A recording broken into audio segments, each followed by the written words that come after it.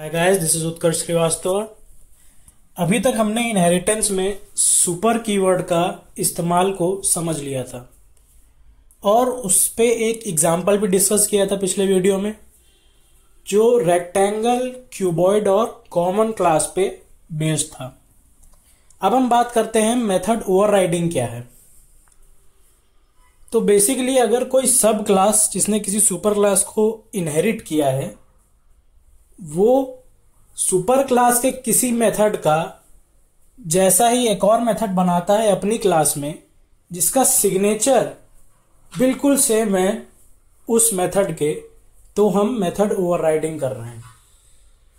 मान लीजिए super class में कोई मेथड है और वो कोई भी आर्ग्यूमेंट नहीं ले रहा है और उसका रिटर्न टाइप वॉइड है, तो मैंने सब क्लास में अगर उसी नाम का एक मेथड बनाया जिसका रिटर्न टाइप वॉइड है और जो कोई भी आर्ग्यूमेंट नहीं ले रहा है, तो ये जावा में वैलिड है और सब क्लास में उस मेथड की दो कॉपीज इनहेरिट होकर नहीं आएंगी, सब क्लास वाली कॉपी ही रहेगी और वो सुपर क्लास वाली मेथड को ओवरराइड कर देगी। इसीलिए मेथड ओवरराइडिंग कहा जाता है इसको। तो जब आप सब क्लास के ऑब्जेक्ट से उस मेथड को कॉल करेंगे, तो सुपर क्लास वाले मेथड को अब आप यूज नहीं कर सकते, क्योंकि सब क्लास वाले मेथड ने उसको हाइड कर दिया है।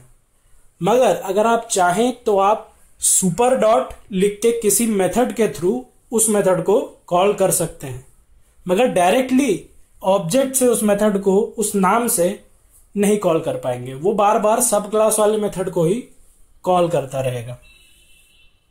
तो बेसिकली मेथड ओवरराइडिंग कर क्या रहा है? वो पॉलीमॉर्फिज्म कर रहा है। जैसा मैंने पहले मॉड्यूल में पॉलीमॉर्फिज्म डिस्कस किया था कि हर मेथड को अगर आप एक काम की तरह माने, तो वो हर ऑब्जेक्ट पे कुछ काम करता है। एक काम करने के एक से ज्यादा तरीके हो सकते हैं, मगर काम का नाम तरीकों से नहीं बदलता। इसीलिए पॉलीमॉर्फिज्म यानी कि एक काम यानी कि एक मेथड नेम, मगर उस मेथड नेम में कई तरह के मेथड्स हो सकते हैं और वही ओवरराइडिंग करता है।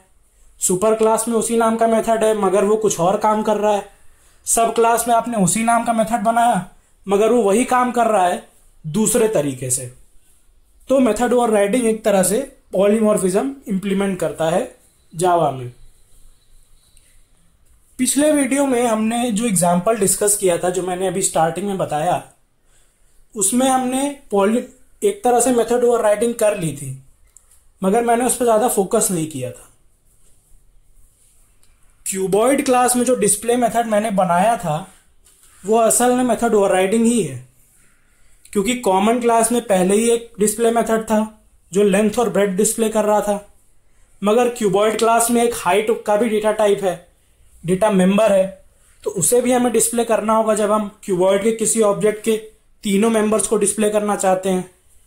तो हम कैसे कर रहे थे कि हमने क्यूबॉइड के ऑब्जेक्ट से डिस्प्ले मेथड जब कॉल किया, तो उसने सब क्लास यानी कि क्यूबॉइड क्लास का डिस्प्ले मेथड कॉल कर दिया और वहां हमने लिख दिया सुपर डॉट डिस्प्ले, यानी कि हमने उस मेथड से सुपर क्लास के डिस्प्ले को कॉल कर दिया। तो वो मेथड ओवरराइडिंग ही था।